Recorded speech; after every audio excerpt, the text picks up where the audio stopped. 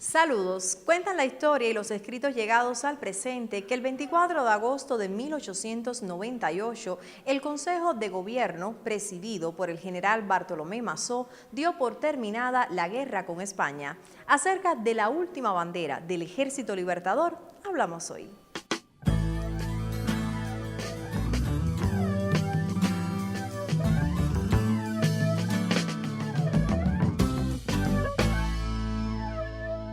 Máximo Gómez defendía la idea de que los cubanos debían ser la base del ejército y guardianes de la república que emergería tras el fin de la colonia.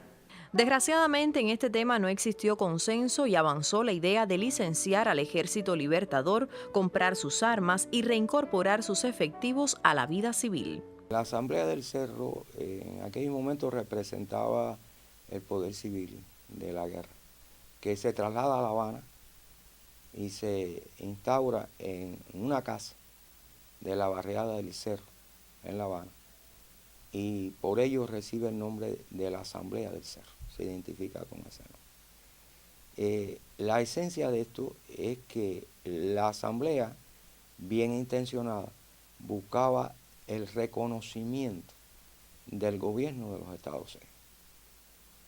Y para ello había un problema en aquellos momentos. En nuestro país habían varios problemas, había uno importante que era la situación del Ejército Libertador.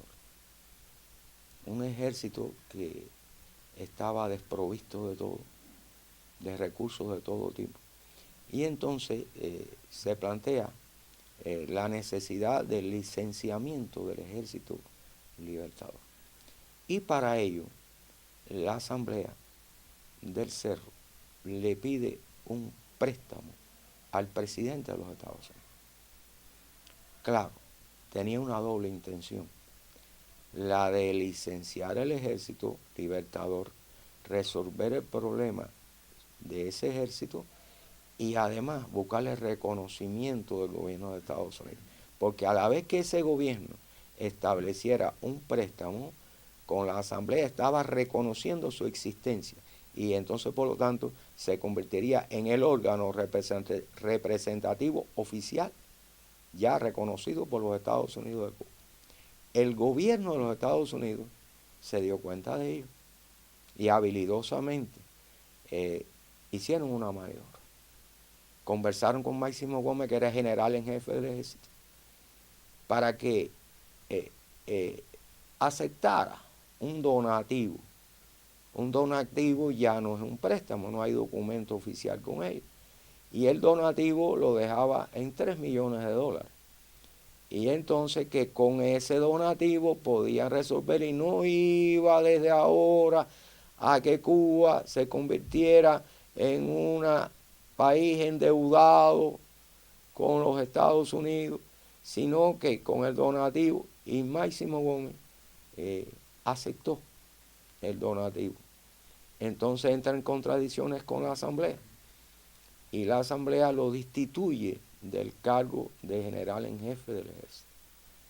Cuando llega a La Habana y todo ello, aquellas contradicciones entre Máximo Gómez y la Asamblea del Cerro, el pueblo cubano se identifica con Máximo Gómez, que es general del Ejército Libertador, es el representante de la lucha de todo aquel ejército que había luchado durante más de 30 años contra el colonialismo español.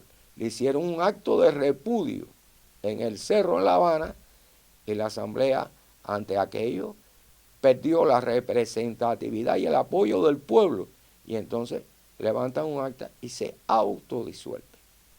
De hecho, los Estados Unidos aprovechó la oportunidad, una vez más, habilidosamente, se quitó la Asamblea de encima y se quitó el Ejército Libertador también porque lo indemnizan o le dan el donativo y lo licencia. Se eliminó dos órganos representativos de Estados Unidos del pueblo cubano, la Asamblea y el Ejército.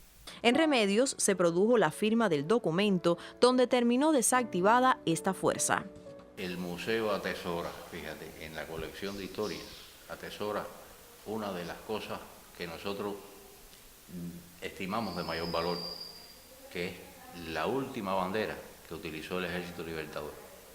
Esta bandera fue la que trajo el general en jefe del Ejército Libertador al Central Narcisa, ya después de terminada la guerra. Allí, reunido con su Estado Mayor, tropas, e incluso con cornetas, se izaba la bandera todos los días y se arriaba por la tarde, lo cual nos indica que era la bandera del Estado Mayor del Ejército Libertador, era la bandera del Ejército Libertador en ese momento. Cuando ya Máximo Gómez va a trasladarse del Central Narcisa hacia Remedios, pues él le regala esta bandera al presidente de la compañía que era dueña del Central. Este señor regala más adelante la bandera a su primo, se la da a Benayarza, un patriota cubano, remediano, que vio después, posteriormente, en definitiva, en 1934, la bandera. Benayarza hace donación de la bandera aquí al Museo Municipal. Si tenemos en cuenta que Máximo Gómez, después que llegó aquí a Remedios, pues hizo una ardua labor social, pero ya no militar, y que un mes y unos días después de llegar, pues firma el licenciamiento del Ejército Libertador, llegamos a la conclusión de que es la última bandera que tuvo el Ejército Libertador. Esa fue la última bandera bajo cuya sombra el Ejército Libertador fue ejercido.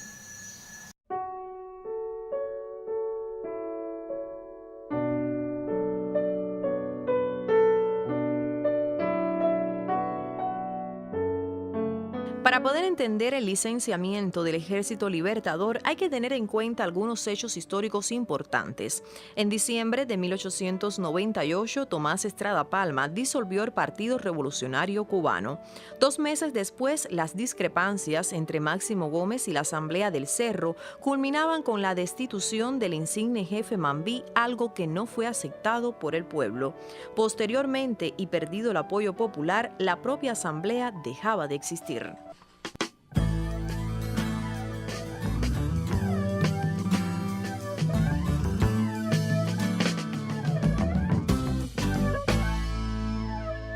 Máximo Gómez defendía la idea de que los cubanos debían ser la base del ejército y guardianes de la república que emergería tras el fin de la colonia.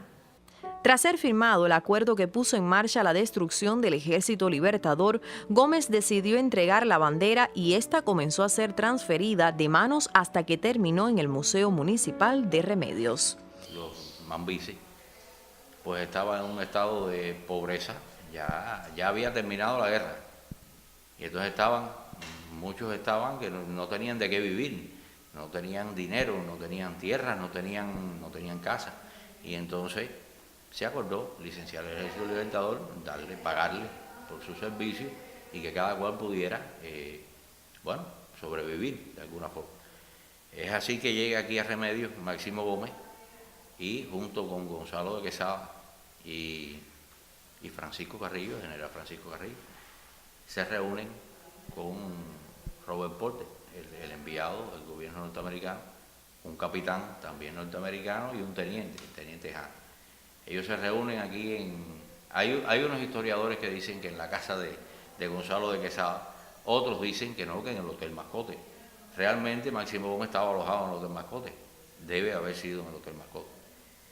Lo que sí estamos seguros es de que después de esas discusiones, de llegar a ese consenso, pues Máximo Gómez, utilizando una de las mesas del café del Hotel Mascote, allí se sentó y ahí firmó el licenciamiento del Ejército Libertador. Esa mesa está aquí también en el museo, la atesoramos aquí en el museo, la mesa y la silla en la cual se sentó Máximo Gómez. Ese es el proceso que siguió eso. Realmente Máximo Gómez en ese periodo aquí en Remedios fue una vida social, una vida política, más la que hizo.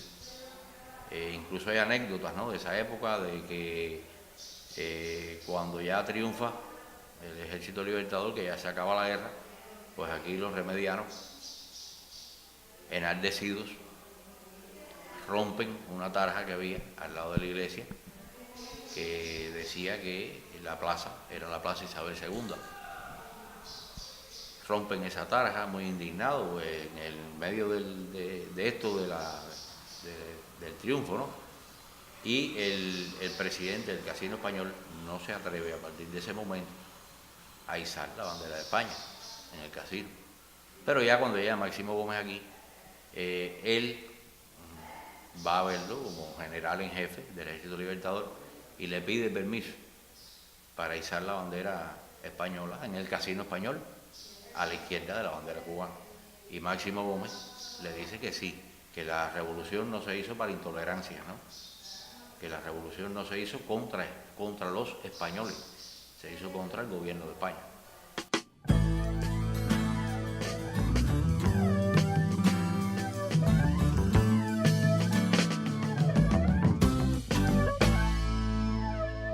La bandera cubana acompaña cada paso dado por nuestra nación desde que se oficializó su uso en la guerra por la independencia.